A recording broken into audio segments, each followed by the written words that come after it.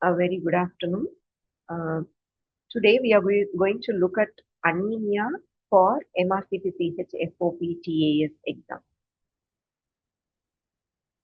So, main learning objective of this session would be to learn about anemia, including bone marrow failure, the risk, benefits, and precautions involved in blood transfusion. Low hemoglobin, we call it as anemia, but before that, we should know how the hemoglobin is getting synthesized. For this, we need this lysine and succinylcholine, and the pathway is shown here. This alpha aminolevulinic acid synthetase, which is the rate limiting enzyme for the hemoglobin synthesis. And we also need erythropoietin hormone to get the hemoglobin synthesis. And vitamin B6 acts as the coenzyme in the formation of hemoglobin. So the cofactor vitamin B6 is getting stimulated by the hormone erythropoietin, and when it is in excess, it will be inhibited by heme. The iron is supplied by the circulating transferrin. The globin chain, which comprised of a sequence of polypeptides, are synthesized in our ribosomes. A tetramer of 4 globin chains, each with its own heme group attached, is formed to make a molecule of hemoglobin. Coming to the RBC morphology, the protein here is spectral, which enables it to have a flexible biconcave disc shape. Any problem in this spectrum will cause abnormal RBC. And we also need certain antioxidant factors in our blood. That is coming from the Embden-Meyerhoff pathway and hexose monophosphate shunt. This oxidant reducing power is vital in preventing oxidation injury to the red blood cell. So what is anemia? It is defined as a reduction in the hemoglobin concentration below the normal reference ranges for their age. In healthy children, hemoglobin reaches the adult levels by around 5 years of age. Whenever a child is having anemia, they will have increase in bone marrow activity. It is the compensatory mechanism for anemia, which will lead to an increase in circulating reticulocyte count. These red cells have retained their ribonucleic acid and can be recognized on the peripheral smear study as polychromatic cells. What is oxygen dissociation curve? We learn this mainly to know when and how the oxygen is getting delivered from the hemoglobin to the required tissues. So when the oxygen is unloaded from the oxygenated hemoglobin, the beta chain in the hemoglobin opens up, and this allows this 2,3-diphosphoglycerol to enter into the cell. The deoxygenated hemoglobin, having a low affinity for oxygen, prevents hemoglobin from stealing the oxygen back from the tissues. So this is the reason why the oxygen dissociation curve is sinusoidal in appearance than that of the straight line. The shift of the curve by changes either in the blood CO2 is very important to enhance both oxygenation of the blood in the lungs and the release of oxygen from the blood to the tissues. This is called Bohr effect. And whenever a child is having acidosis, increased carbon dioxide or carbon dioxide retention, hyperthermia, increased 2,3-DPG during exercise, or other hemoglobin like hemoglobin S, they will have decreased affinity this will have decreased affinity for oxygen, so that the hemoglobin will get delivered to the tissue. Whereas in case of normal pH, decreased carbon dioxide, decreased temperature, decreased 2,3-DPG levels, and hemoglobin F will increase the affinity of oxygen towards hemoglobin. So the normal adult hemoglobin is of alpha 2 and beta 2, which is 97%. Whereas in fetal hemoglobin, the alpha 2 along with gamma 2 will be there. But hemoglobin is gamma 4. So what are the etiologies of anemia? This could be due to impaired red cell production, ineffective erythropoiesis, or increased red cell destruction or loss.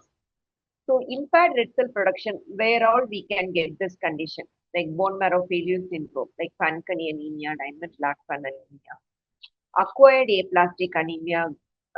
In this bone marrow failure, all three cell lines like counts, hemoglobin, platelets, everything will be low. Transient aplasia due to parvovirus infection. That parvovirus will suppress the bone marrow. So they will have pancytopenia. Bone marrow infiltration with some malignancy. Renal failure leading to reduced erythropoietin secretion from the kidney. Haemolytic deficiency, hypothyroidism, chronic inflammation. All these conditions can cause impaired red cell production. Whereas thalassaemia, sideroblastic anemia, vitamin B12 and folic acid deficiency can cause ineffective erythropoiesis. Congenital hemolytic anemia, hemoglobinopathy, autoimmune or alloimmune diseases like paroxysmal nocturnal hemoglobinuria can cause increased red cell destruction or loss, causing anemia. So how do we work them up to know the underlying disease? Simply by doing complete blood count alone, we can make the diagnosis of anemia. Further studies will be needed according to the etiology. So look at the MCV and MCH values. If the MCV is low, that is microcytosis, and low MCH means cell hemoglobin concentration, it is hypochromia. Iron deficiency, alpha beta thalassemia, sideroblastic anemia, or chronic inflammation can have low MCV and low MCH. Then you may have to further do certain studies like iron studies, gastrointestinal investigation for blood loss in the gut. If you are suspecting some anemias like alpha or beta thalassemia, you have to ask for hemoglobin electrophoresis and alpha thalassemia genotyping. Sideroblastic anemia, chronic inflammation, you may have to go for bone marrow and molecular analysis, inflammatory markers, and autoimmune profile. If the MCV and MCH is normal, then you will think of anemia of chronic disease, bone marrow infiltration, congenital acquired hemolytic anemia, and then you will look for the inflammatory markers or autoimmune workup like direct antiglobulin test, blood film. Okay. If the MCV level is high, then it is called macrocytosis.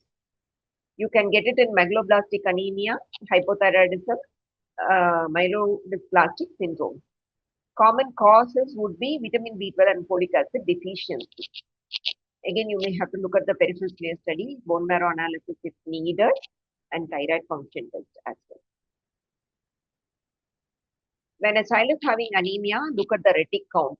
If the retic count is raised, then it could be due to hemorrhage, hemolysis, or sequestration. If the retic count is decreased along with anemia, then you have to suspect stem cell failure, bone marrow infiltration, anomaly of hemoglobin production, or hemolytic deficiency. So always compare these parameters HB, MCV, MCH, RBC, cell count, platelets, reticulocytes, and ferritin levels. In iron deficiency anemia, along with low hemoglobin, MCV, MCHC will be low. RBC levels also might be low. Total count will be usually on the normal side. Platelets, they can have thrombocytosis. Retic count low or raised or normal. Ferritin will be low. In other conditions, ferritin will be normal or high. In beta thalassemia, because of the repeated blood transfusion, they are at risk of getting iron overload. In bone marrow failure, the ferritin will be normal, but hemoglobin, platelets also will be low, total counts also will be low. What is Fanconi anemia? It is increased chromosomal fragility caused by mutations in DNA repair. They may present from infancy to adulthood. The classical manifestations will be short stature. They will have absent or hypoplastic thumbs, absent or hypoplastic radii. They can have carefully sparse structural heart defects and structural kidney defects can be associated with that disease. Screen them for epithelial tumors, especially in the head and neck, gut and genital area. Treatment of choice is bone marrow transplantation. This improves the aplasia and reduces the risk of myeloid malignancy, and it will not be useful for epithelial malignancy. Diamond black fan anemia is the congenital erythroid aplasia. The affected children will have macrocytic normochromic anemia with a low red tick count, and absence of erythroid precursors can be documented when you do the bone marrow test, but the white cell and platelet precursors will be normal. They can also have associated congenital malformations of the craniofacial, eye, cardiac, and thumb structures. They are at risk of developing malignancies such as acute myeloid leukemia, myelodysplastic disease, and solid tumors. What is Schwarzman-Diamond syndrome? It is an autosomal recessive disorder associated with the bone marrow failure. Along with that, they will also have exocrine pancreatic insufficiency and skeletal malformations. So they can have pancytopenia, short stages, steatorrhea. This is mainly due to the exocrine pancreatic dysfunction. They will have loose, foul-smelling stools, and an anemia should always raise the possibility of this condition. So this I have already told you about the normal adult hemoglobin, where you will have 90% hemoglobin A, and fetal hemoglobin is hemoglobin F. Alpha thalassaemia major with HB batch hemoglobin they will be having, and yes, in case of sickle cell disease, majority 80 to 95% of HBS is sickle cell disease. In case of rate, this will be around 25 to 40% only. So this is the hair on end appearance indicating extramedullary hematopoiesis in case of beta thalassemia. Do hemoglobin electrophoresis and genetic testing to confirm the diagnosis. They need regular ferritin assessment as a part of the workup, mainly to look for the iron overload. Bone marrow transplantation from a sibling donor is a curative treatment option. How do we treat this iron overload? By using deferoxamine or defirazirac or deferiprone. Last two are the oral iron chelators. Deferoxamine is a chelating agent which binds with the iron to facilitate the excretion. It should be given over 8 to 12 hours subcutaneously, 3 to 7 days per week. Coming to the hemolysis causing anemia, you have to divide them as intravascular hemolysis and extravascular hemolysis. What is extravascular? It is hemolysis happening in the reticuloendothelial cells of the liver and spleen. Where is it common? RBC enzyme defect like glucose 6-phosphate dehydrogenase deficiency, pyruvate kinase deficiency, membrane defect like hereditary spherocytosis, hereditary elliptocytosis, sickle cell disease, autoimmune, certain drugs, malarial drugs, anti-malarial drugs. Intravascular hemolysis could be due to paroxysmal nocturnal hemoglobinuria. Certain infections also can cause, like Clostridium difficile, meningococcus malaria, burns, red cell fragmentation, HUS, DIVC, disseminated intravascular coagulation, mechanical injury from cardiac valve, sickle cell disease are the intravascular hemolysis causes. This is the hemolysis picture following G6PD deficiency. The urine color will be like this. You won't find the red blood cells when you do the microscopic examination. This is due to hemoglobinuria. Sickle cell disease is due to the formation of a functionally pathological beta globin protein. It occurs due to a point mutation in the HBB gene, and in conditions of intracellular hypoxia, acidosis, or dehydration will worsen the sickling. It tends to polymerize and precipitate within the red cell cytosol as long filaments that will damage the cell membrane and changing the red cell to a crescent sickle shape. It may lead to veno-occlusive disease, tissue ischemia, and further sickling. This tissue ischemia may lead to hemolysis, severe debilitating pain, hyposplenism due to splenic ischemia, and infarction, and chronic organ failure. They can even have autosplenectomy because of the repeated sickling. And when they develop this vaso-occlusive episode, they present with a fever, significant pain of the bones, especially pallor and dyspnea. If the sickling is happening in the lungs, they will present with acute chest syndrome, chest pain, fever, cough without wheeze, respiratory distress, hypoxia, and X-ray abnormality. So, acute sickle sequestration can cause rapid increase in the spleen size, abdominal pain, symptomatic anemia, hypovolemic shock.